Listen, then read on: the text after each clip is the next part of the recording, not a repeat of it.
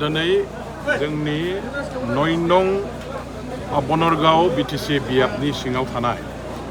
बनरगावनि जे मोनसे कमिउनिटि हल जोंहा बेवहाय दं।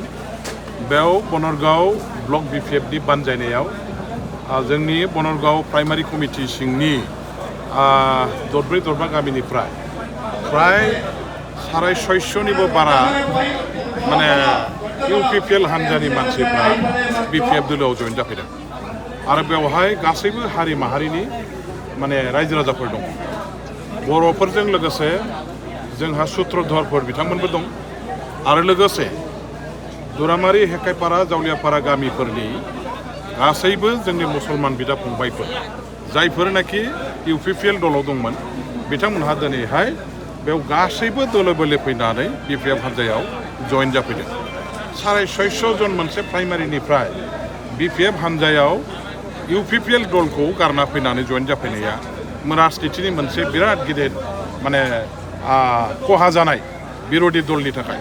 इउपिपिएल दलनि थाखाय बिराद गिदिर मोनसे खहा जानाय। मानो होनोबा दिनै नोंथांमोनहा मिथिगौ जे 650 जन फेमिलियाव मिनिमाम 3 भटा दं आरो 3 भटखौ हिसाब खालामनानै नायोबा माइनरिटिफोरनि न'खरावथ' 7सिम थायो। दा बेखौ जों एभारेज हिसाबै 3सिम हमनानै लायोबाबो 650टा फेमिलियाव बिराद बुरजा भटआ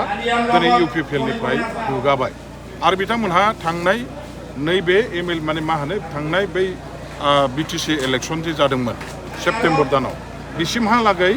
इउपिपिएल दलजोंनो जरदार भाबै बिथांमोनहा खामानि मावबोनाय। दा दिनै जों 650 जन जगदान होखांनायनि उनाव बिथांमोननि बुंनाय बाथ्राखौ जों जेखौ खोनादों दा दुरामारि हेकाइपारायाव जावलियापारायाव मुसलमान सम्प्रदायनि गेजेराव इउपिपिएल दलनि भेटिया गैला, इउपिपिएल दला शून्य जाबाय। थिग बेबायदिनो सुत्रधरपारा जे दङ हेकाइपारायाव बिथांमोनहाबो सेप्तेम्बर दानसिमहालागै इउपिपिएल दलजों दंफायोमोन। इउपिपिएल दलनो भटखौ होदों खिन्थु आथिखालाव बिथांमोनहा गासैबो गामियैनो इउपिपिएल दलखौ नागारनानै बिपिएफआव फैदों आरो फैयै फैयै नायनो जोंनि बे बनरगाव प्राइमारिनि सिङाव थानाय जोंहा बनरगाव खाग्राबारि बे दरनै बर' गामि जे दं बे दरनै बर' गामियावबो जेखिनि इउपिपिएल दङमोन बिथांमोनहा गासैबो फैजोब्बाय। हयथ' खाग्राबारियाव 6-7 न'खर थाबावनो हागौ, बनरगावआव बिदिनो हयथ' 5 न'खर 6 न'खर थानो हागौ। बिसोरबो लासैनो फैगोन आरो बिसोरखौ लाबोनायनिबो जोंहा मोनसे माने सिन्था सरसाया दं बा बिथांमोनखौबो जोङो बरायगोन। जों खौसेयै थानानै राजनिति खालामगोन। जेसेबां बे ओनसोलाव थानाय इउपिपिएलजों लोगोसे गुबुन गुबुन दलनि मानसिफोर दं बिथांमोनहाबो इउपिपिएल दलखौ नागारनानै बिपिएफ दलाव हाबफैनायनि थाखाय जों अरायबो दरजाखौ खुला दोनदों। जोंनि मावथिफ्रा जोंनि दैदेनगिरिफ्रा बिथांमोनखौ बोजबनानै एखेलगे खामानि मावनो थाखाय जाथियाव जोंनि राजनितिखौ खौसेथियाव लाबोनो थाखाय जों नारा-नाथा नाजागासिनो दं। आथिखालाव बिटिसिआव हाग्रामा महिलारि बिथांनि दैदेननायाव जे मोनसे शक्तिशाली दा बिटिसि गभर्नमेन्ट दं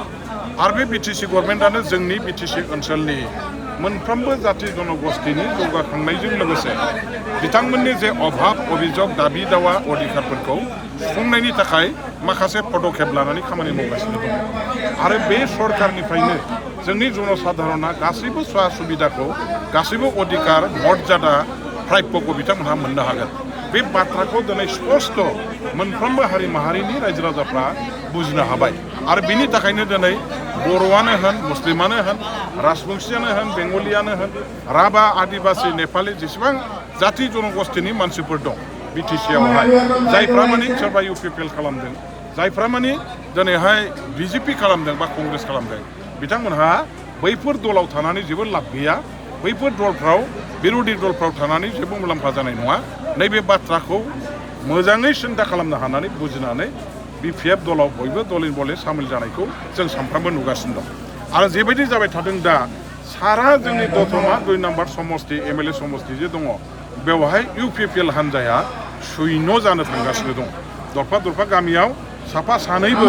थाबथाहैगोन ना थाबथाहैया दिनै मोनसे साननो गोनां जादों, सन्देह जानो गोनां जादों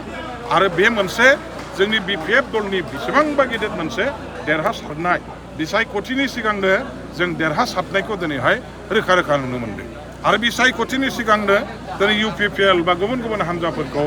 जोङो धंस जानायखौ जोंनि मेगनाव जों सानफ्रामबो नुगासिनो दङ। दा बेखायनो आं खावलायगोन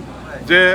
जेसेबांनाखि बिपिएफनि बादै गुबुन गुबुन दलाव दङ 2 नम्बर दतमा एमएलए समष्टिनि सिङाव बिथांमोनहा नैबे सम थासेयावनो जाहाथे बयबो ओंखारबोनानै जोंजों ज' खामानि मावफैयो आं बेनि थाखाय खावलायहरबाय जों बयबो एखे बिदा फंबाय बिब' बिनानाव जों बयखौबो समानै अननानै बजबनानै लोगोसेयै ज' खामानि मावलांगोन आवगायलांगोन जों रावखौबो माने इनाय खालामनाय नङा जों रावखौबो माने मा होनो लाजि फोनांनाय नङा अपमान खालामनाय नङा बयखौबो जों समान बेसेन होनानै बयखौबो जोङो समान मर्यादा होनानै बयखौबो जोङो आंगो गावनि बिदा फंबाय साननानै लानानैनो जों राजनितियाव बिपिएफ हान्जाया खामानि मावलांगोन आं बेनि थाखाय जोंनि उल्टा हान्जायाव थानाय इउपिपिएल बा गुबुन गुबुन हान्जा बे हान्जाफ्राव थानाय मावथि दैदेनगिरि वार्कार बिथांमोनखौ खावलायहरबाय बिथांमोनहा जेबो गोनो गोथो उसुबिदा गोसोआव साननाय आख' फाख' गैयालासे जों बै आं जोथोन लागोन आं बिसेस करि बेवहाय बे समष्टिनि सासे बिजाथि महरै बा उनावबो आङो बिपिएफ हान्जानि सासे माने लेङाइ आफादगिरि हिसाबैबाबो बेसेबांखि दल गैया मानो बे दलफोरनिफ्राय फैनाय मावथि रायजो राजाफोरखौ